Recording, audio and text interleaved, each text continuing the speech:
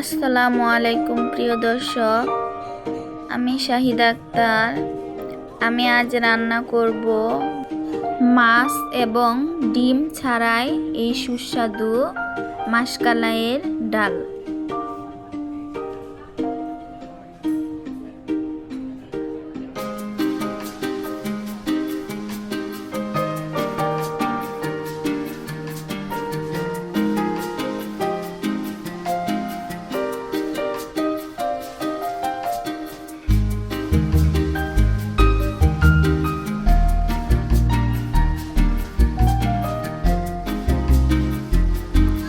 বাটিতে 1 কাপ পরিমাণ আমি মাশকালাইয়ের ডাল নিয়ে নিলাম।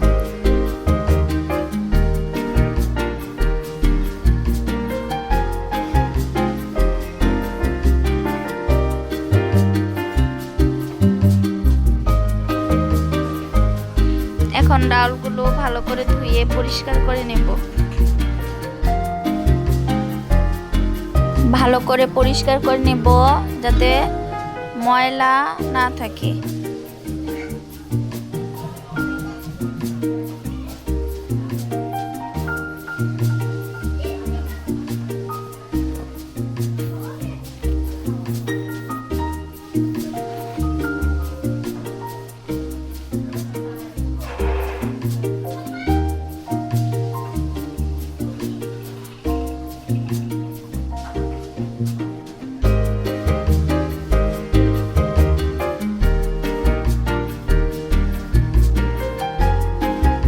আমার ডাউলগুলো ধোয়া হয়ে গেছে।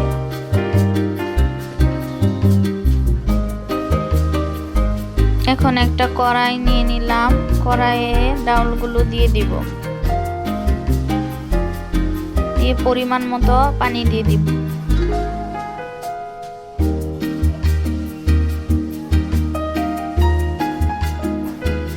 আমি চুলায় দিয়ে দিলাম, ঢাকনা দিয়ে কিছুক্ষণ ঢেকে দেব বলক আসা পর্যন্ত। ঢাকনাটা খুলে নিলাম।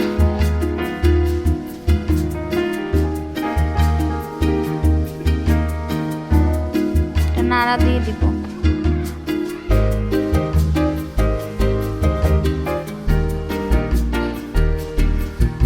এখানে আমি পেঁয়াজ, রসুন কোয়া, আদা, কাঁচামরিচ ফালি দিয়ে দিলাম।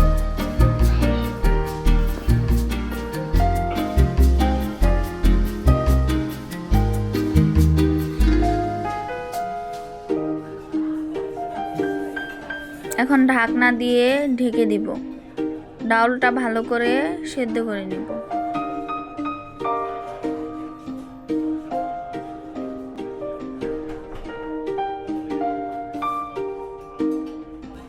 ডাউলগুলো প্রায় সিদ্ধ হয়ে গেছে। এখন নামিয়ে এটা ঠান্ডা করে নিয়ে ব্লেন্ডারে ব্লেন্ড করে নেব। আমার ব্লেন্ডারে ব্লেন্ড করা হয়ে গেছে। এখন কড়াইয়ে দিয়ে দিলাম 1/2 চামচ হলুদের গুঁড়ো, পরিমাণ মতো লবণ দিয়ে দিব।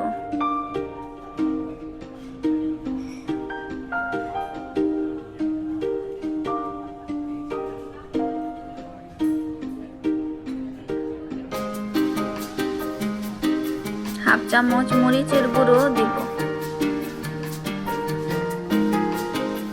আমি ডাউল সেদ্ধ করার পরে এই পানিটুকু উঠিয়ে রেখেছিলাম, এই পানিটুকু দিয়ে ডাউলটা ভালো করে গুলে নেব।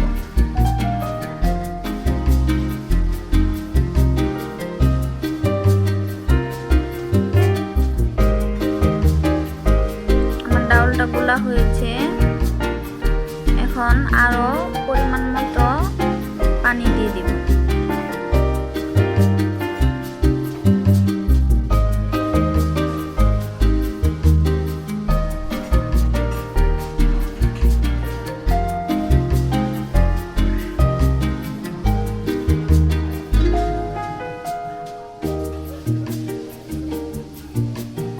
এখন চুলায় দিয়ে দিব।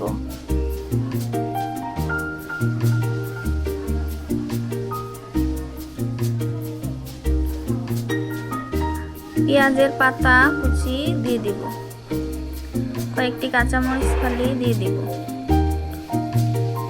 এখন কিছুক্ষণ জাল করে নেব। ডাউল বলক এসে পড়েছে। এখন ধনেপাতা কুচি দিয়ে দিব।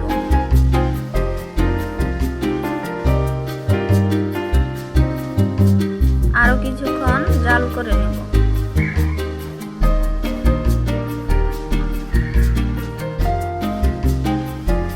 এখন বাগার দেওয়ার জন্য একটি প্যানে পরিমাণ মতো তেল দিয়ে দিব। পেঁয়াজ কুচি, রসুন কুচি দিয়ে দিব।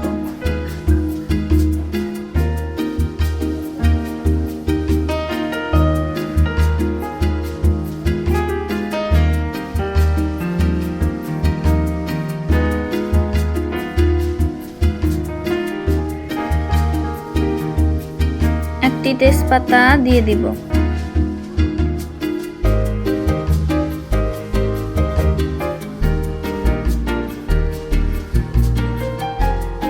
পাঁচফোড়ন দিয়ে দিব। এখন ডাউলের উপর বাগার দিয়ে দিব। আমার দেওয়া হয়ে গেছে।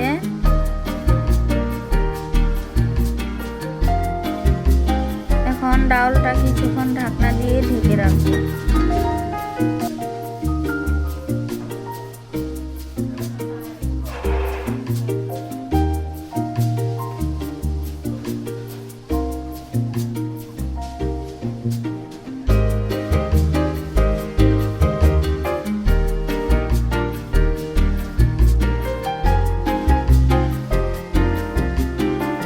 ঢাকনাটা খুলে নিলাম। এই যে আমার ডাউলটা রান্না হয়ে গেছে।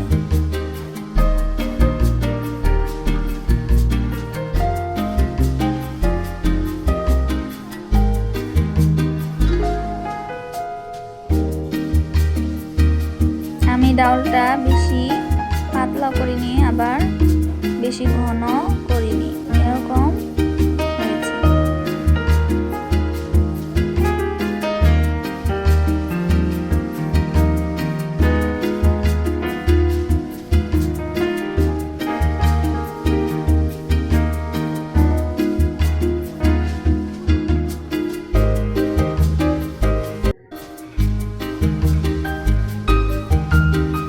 ডাউলটা এখন নামিয়ে নেব।